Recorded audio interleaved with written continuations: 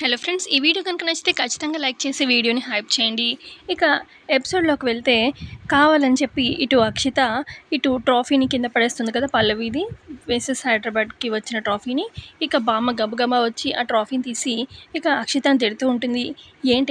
ఏంటి చూసుకొని వెళ్ళొచ్చు కదా, అంత ఏంటి నీకు, కళ్ళు నెత్తి మీదకి ఎక్కాయా, కనిపించకుండా పోయిందా నీకు అని చెప్పి బామ్మ అరుస్తూ ఉంటే అప్పుడు అక్షిత, ఏంటండి బామ్మగారు, కళ్ళు నెత్తి మీదకి ఎక్కేదేంటి, ఏదో తెలియకుండా అలా అయిపోయింది అంతే అని చెప్పి అక్షిత అంటూ ఉంటే, తెలియకుండా అయ్యేదేంటి, అదే అంటున్నాను, తెలియకుండా ఎలా అవుతుంది అని చెప్పి కొంచెం చూసుకోమనేగా చెప్తున్నాను అని చెప్పి అనగానే, కళ్ళు నాకు కాదు నెత్తికి మీకెక్కాయి, కళ్ళు నెత్తికి మీకే ఎక్కాయి, నాకు కాదు, ఏంటి ఫోన్లే పెద్ద కదా అని చెప్పి మర్యాద ఇస్తూ ఉంటే ప్రతిదానికి నన్నే అంటున్నారు, తప్పు లేదని చెప్తున్నాను కదా, నా తప్పేం లేదు, అయినా కూడా నన్నే అంటున్నారు, ఏదో అయిపోయింది పొరపాటు నన్ను వదులుతున్నారా, నెత్తికెక్కాయి అది అంటే మాటలు పడడానికి నేనేమన్నా ఇదనుకుంటున్నారా, నా వల్ల కాదు, పెద్దరికం పేరుతోని నా మీద పెత్తనం చేస్తే అస్సలు ఊరుకోను, నా దగ్గర ఇలాంటి పప్పులు ఉడుక్కవో అని చెప్పి అలా అక్షిత అంటూ ఉంటే, అక్షిత ఏంటి బామ్మతో ఇలాగే నేను మాట్లాడేది అని చెప్పి అంటూ ఉంటాడు చంటి. బామ్మగారితోనే కాదు, నీతో కూడా ఇలాగే మాట్లాడతాను, అసలు ఏంటి ఇంట్లో ఎవరైనా సరే నా దగ్గర తగ్గుండాల్సిందే, ఇష్టం వచ్చినట్టుగా నా మీద పెత్తనం చేద్దామంటే ఊరుకోను, ఆ ముసలావిడైనా సరే ఎవరైనా సరే అని చెప్పి అలా అంటూ ఉంటే ఇక పల్లవికి కోపం వచ్చి అక్షిత చంప మీద కొడుతుంది. ఇక అక్షిత ఒక్కసారిగా కింద పడిపోతుంది అనమాట. ఏంటి నన్నే కొడతావా అని చెప్పి అక్షిత అరుస్తూ ఉంటుంది. కొట్టక అసలు నీ మాటలు ఏమన్నా ఉన్నాయా, అసలు చదువుకున్నావు, అసలు బుద్ధంటూ ఏమన్నా ఉందా, ఎవరితో ఎలా బిహేవ్ చేయాలనేది తెలీదా, పెద్దవాళ్ళతో ఎలా మాట్లాడాలనేది తెలీదా, బామ్మగారు ఇంటికి పెద్ద, ఆవిడతో ఎలా మాట్లాడాలి, సరే నీకు ఆవిడ మాటలు బాధ అనిపించాయి, సరే కాసేపు కామ్గా ఉండలేవా, పోనీ తప్పైపోయిందని చెప్పి ఒప్పుకుంటే ఏంటి, దానికి అలాంటిది వదిలేసి ఇష్టం వచ్చినట్టు పెద్దవాళ్ళని అనవేంటి అని చెప్పి అంటూ ఉంటుంది పల్లవి. నా తప్పేం లేదు, నేను ఎవరితో అయినా ఇలాగే మాట్లాడతాను, పెద్దరికం పేరు పెట్టుకొని అని చెప్పి అలా అంటూ ఉంటుంది అక్షిత. అయినా నా తప్పేం లేదు అన్నట్టుగా అక్షిత అంటూ ఉంటే, తప్పే ఇది తప్పే అక్షిత అని చెప్పి చరణ్ అంటూ ఉంటే ఇటు సుమలత, అక్షిత, భువన షాకింగ్గా చూస్తూ ఉంటారు. ఈ తప్పు కాక ఆవిడ ఇంటికి పెద్ద ఆవిడ, మా బామ్మ ఇష్టం వచ్చినట్టుగా నోటికి ఎట్లా పడితే అట్లా, మేమే ఇంతవరకు అలా మాట్లాడలేదు, ఎలా మాట్లాడతావు నువ్వు, పల్లవి కరెక్ట్గానే అడిగింది, అయినా పల్లవి కరెక్ట్గానే కొట్టింది నిన్ను, అసలు నేనైనా అదే పని చేసేవాడిని, పోన్లే కదా అని ఊరుకున్నాను, పల్లవి కరెక్ట్ పనే చేసింది, అసలు ఏంటి చిన్న పెద్ద రెస్పెక్ట్ లేకుండా ఇష్టం వచ్చినట్టుగా మాట్లాడితే ఇంట్లో ఎవరు పాడరు ఊరుకోరు అని చెప్పి అంటూ ఉంటాడు చరణ్.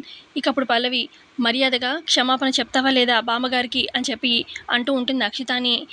నేను క్షమాపణ చెప్పను, చచ్చినా చెప్పను అని చెప్పి అక్షిత అంటూ ఉంటే ఇక ఇటు అక్కడే ఉన్న భువన అంటుంది, అయినా ఏంటి ఇంత చిన్నదానికి క్షమాపణ అవన్నీ అంటున్నారేంటి అని భువన అంటూ ఉంటే అప్పుడు పల్లవి అంటుంది, క్షమాపణ చిన్నదానికి అంటున్నావు కాదు భువన, ఇక్కడ జరిగింది చిన్న విషయమే, చిన్నదే కాదనట్లేదు, కానీ మాటలు మాత్రం చాలా పెద్దగా ఓవర్గా వచ్చాయి, అందుకే క్షమాపణ అడుగుమని చెప్పి అంటున్నాను, చదువుకుంటే సరిపోదు, సంస్కారం ఉండాలి, ఎక్కడ ఎలా ఎవరితో బిహేవ్ చేయాలనేదే కదా చదువు నేర్పిస్తుంది, చదువుకునే ఉపయోగం ఏంటి, సరే చదువుకున్నా లేకపోయినా ఇంగిత జ్ఞానం ఉండాలి కదా పెద్దవాళ్ళతో ఎలా బిహేవ్ చేయాలనేది, కానీ అక్షిత చదువుకుందిగా, ఏంటి ఉపయోగం, క్షమాపణ చెప్పాలి లేదంటే ఊరుకునేది లేదు అని చెప్పి పల్లవి అంటూ ఉంటే ఇక ఇటు కోపంగా చూస్తూ ఉంటుంది అక్షిత. ఇక అక్షిత అంటుంది, ఏంటంటే మీరేం మాట్లాడరు, ఈ పెద్దవాడికి నేను క్షమాపణ చెప్పాలంట అని చెప్పి అక్షిత అంటూ ఉంటే అప్పుడు సుమలత, అవును చెప్పాల్సిందే అక్షిత నువ్వు అని చెప్పి సుమలత కూడా అంటుంది. ఇదేంటండి మీరు ఎలా అంటున్నారు అని చెప్పి భువన అక్షిత అంటూ ఉంటే అప్పుడు సుమలత, మరి లేకపోతే ఏంటి, ఆవిడ ఇంటికి పెద్ద ఆవిడ, నాకు అత్తగారు, నా అత్తగారు పరువు పోతే నా పరువు పోయినట్టే కదా, ఇంట్లో పెద్దవాళ్ళతో ఎలా బిహేవ్ చేయాలని తెలీదు, రేపు ఇప్పుడు ఆవిడతో ఇలా మాట్లాడావు, రేపు నాతో ఇలా మాట్లాడవని ఏంటి గ్యారంటీ, క్షమాపణ చెప్పాల్సిందే అక్షిత నువ్వు ఊరుకోము, ఇక్కడ నువ్వు పోన్లే అని సారీతో చెప్పేస్తే అయిపోతుంది, లేదంటే పెద్దగా అవుతుంది విషయం అని చెప్పి సుమలత అంటూ ఉంటే ఆయన కోపంగా చూస్తూ ఉంటుంది అక్షిత.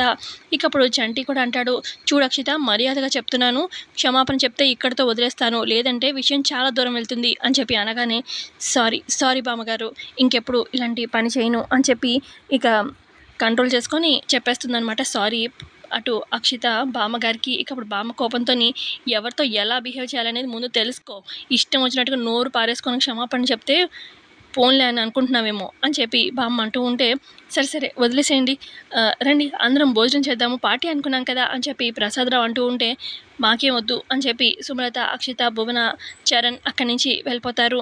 ఇక అప్పుడు ఇదేంటి పార్టీ అని చెప్తే భోజనం చేయకుండా వీళ్ళంతా వెళ్ళిపోయారేంటి అని చెప్పి ప్రసాదరావు చంటి అంటూ ఉంటే ఇక అప్పుడు బామ్మ అంటుంది, తినరురా తినరు, పార్టీ అడిగితే అందులో మనం పార్టీ పల్లవి కోసం అన్నాం కదా, ఇంకెందుకు తింటారు కావాలని ఇదంతా అని చెప్పి బామ్మ అంటూ ఉంటే, సరేలే మనం తిందాం పదండి అని చెప్పి ప్రసాదరావు అంటూ ఉంటే ఇక చంటి బాధపడుతూ ఉంటాడు.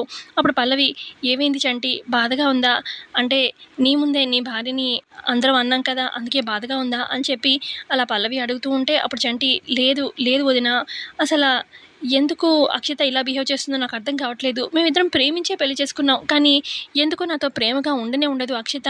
ఇప్పుడు చూస్తే ఇంట్లో వాళ్ళతో కూడా ఇష్టం వచ్చినట్టుగా రూడ్గా బిహేవ్ చేస్తుంది. ఈ రకమైన బిహేవియర్ ఎప్పటికైనా కష్టమే. అసలు ఎప్పుడు మారుతుందో ఏంటో ఈ అక్షిత, నాకు అర్థం కావట్లేదు, అదే బాధగా ఉంది అని చెప్పి చంటి అంటూ ఉంటే ఇక అప్పుడు పల్లవి అంటుంది, నీకు అక్షిత మీద ఎంత బాధ్యత ఉందో అంతకు మించి బాధ్యత చెల్లి మీద నాకు కూడా ఉంది. కానీ ఖచ్చితంగా అక్షితని మారుస్తాను, నేను మారుస్తాను, నువ్వేం బాధపడకు అని చెప్పి పల్లవి చెప్తూ ఉంటుంది చంటికి. మరోపక్క ఇటు సుమలత, అక్షిత, భువన అందరూ ఒక దగ్గర ఉంటారు. ఇక సుమలత అంటుంది, ఏంటి అక్షిత బాధగా ఉందా అనగానే, బాధగా కాకపోతే ఏంటంటీ, అసలు మీరు కూడా రివర్స్గా అసలు నన్నే క్షమాపణ చెప్పమన్నారు, నేనైతే షాక్ అయ్యాను ఆంటీ అని చెప్పి అక్షిత అంటూ ఉంటే, అవునంటీ మీరెందుకు సపోర్ట్ చేశారు అని చెప్పి భువన కూడా అంటూ ఉంటే ఇక అప్పుడు సుమలత అంటుంది, ఆవిడ పెద్ద ఆవిడ, మా అత్తగారు, మా అత్తగారికి మర్యాదగా నేను ఇవ్వకపోతే అసలు అందరూ ఏమనుకుంటారు, అసలు నా కొడుకు దృష్టిలో నేనేమైపోతాను, చరణ్ నన్ను ఏమనుకుంటాడు, అందుకే నిన్ను క్షమాపణ చెప్పమని చెప్పన్నా నక్షిత, నువ్వంటే నాకు కోపం కాదు, అయినా నీకు కోపం ఉంటుంది, పల్లవి విన్ అయింది కాబట్టి ఆ ట్రాఫీని చూస్తే నీకు మండు ఉంటుంది, అయినా అందరి ముందు అలా పాడు చేయడం కరెక్ట్ కాదు, నీకు నచ్చకపోతే ఎవరూ లేనప్పుడు ఆ ట్రాఫీని తీసుకెళ్ళి ఎక్కడైనా మురిక్కాలువలో పడే, అంతేకాని అందరి ముందు చేసి ఇలా అందులో బామ్మగారిని అలా మాట్లాడితే ఎవరు పడతారు చెప్పు, అందుకే నేను అలా చెప్పాల్సి వచ్చింది అని చెప్పి అంటూ ఉంటుంది సుమలత. అంతేలేండి ఆంటీ, ఎవరు ఎవరు స్వార్థం వాళ్ళు చూసుకున్నారు, ఎవరి సేఫ్టీ వాళ్ళు చూసుకున్నారు అర్థమైంది, కానీ నేను మాత్రం పల్లవిని వదిలిపెట్టను ఆంటీ, వదిలిపెట్టను అని చెప్పి అక్షర అంటూ ఉంటుంది.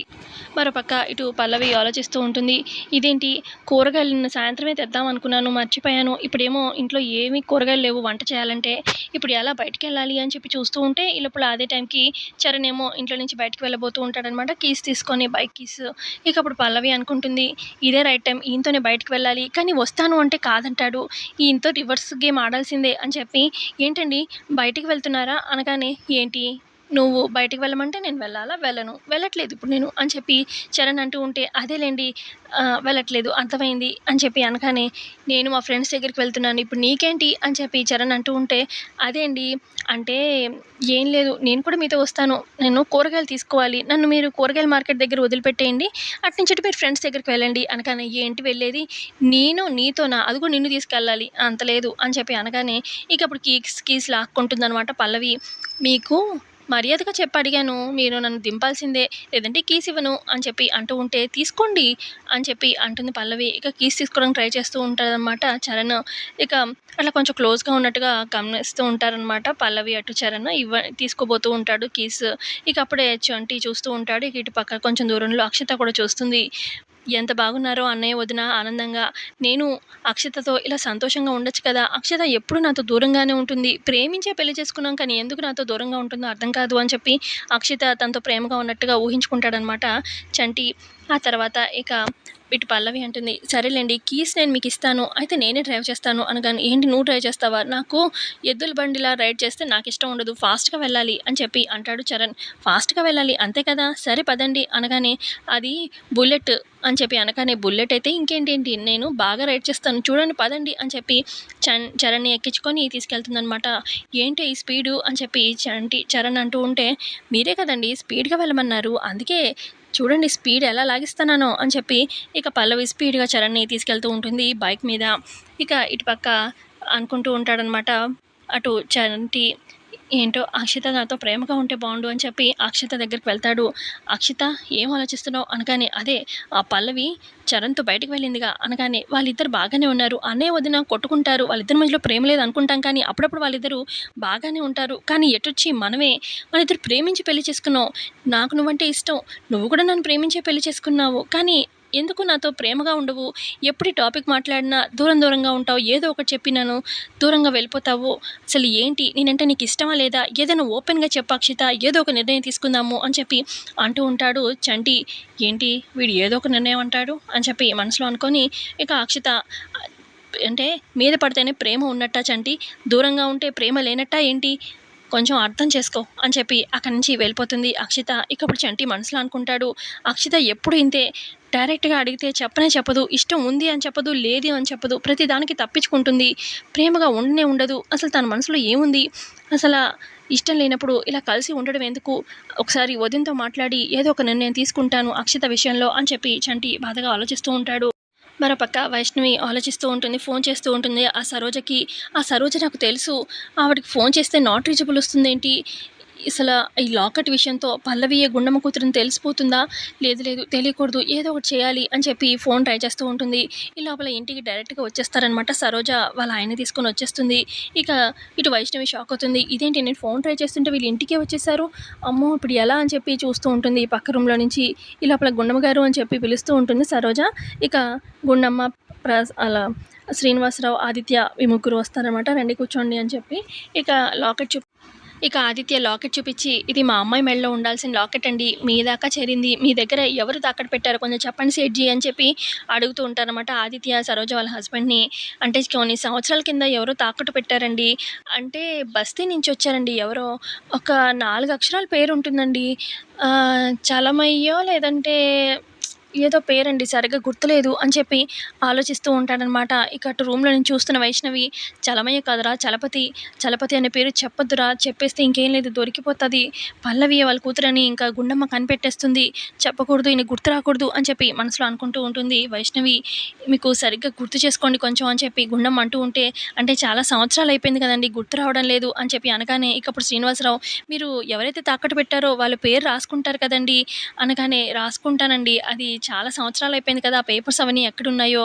అసలా ఈ లాకెట్ నా దగ్గరికొచ్చిన తర్వాత వాళ్ళొచ్చి మళ్ళీ నా దగ్గర నుంచి విడిపించుకొని తీసుకెళ్ళలేదు. పైగా ఈ లాకెట్ నా దగ్గరికొచ్చిన దగ్గర నుంచి నా బిజినెస్ కూడా బాగా కలిసొచ్చింది.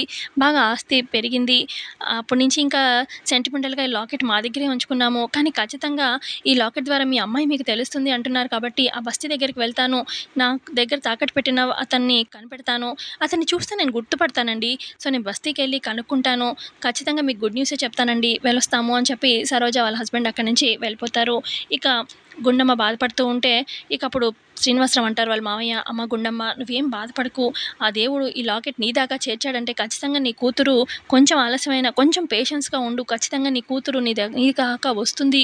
దేవుడు నీకు దారి చూపిచ్చాడు కదా! కొంచెం ధైర్యంగా ఉండు అని చెప్పి ధైర్యం చెప్తూ ఉంటే ఇక ఇటు వైష్ణవి మనసులో అనుకుంటుంది. ఇప్పటికైతే ఈయనకి పేరు గుర్తు రాలేదు.